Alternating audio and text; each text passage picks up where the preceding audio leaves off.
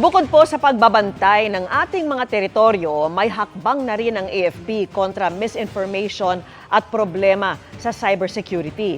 Inalatag po yan sa una nitong command conference ng taon na tinutukan ni Chino Gaston.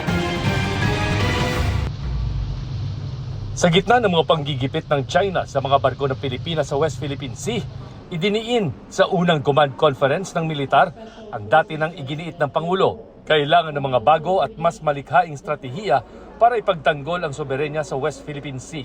Yung ginagawa nating pag-improve ng facilities are part of the responsibility, part of the obligation of the armed forces of the Philippines to take care of our soldiers.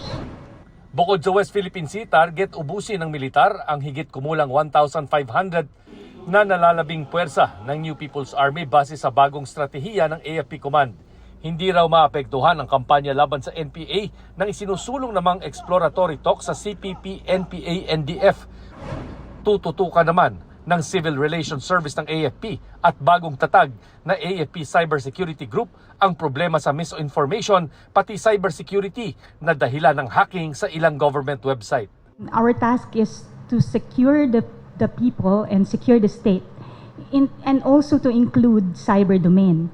Yung armed forces, syempre, is one of those that are quite targeted, but it will never stop. In terms of the AFP, we are always fortifying also our defenses.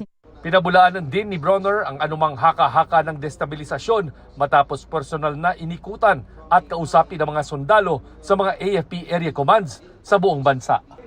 Para sa GMA Integrated News, Chino Gaston nakatutok, 24 oras.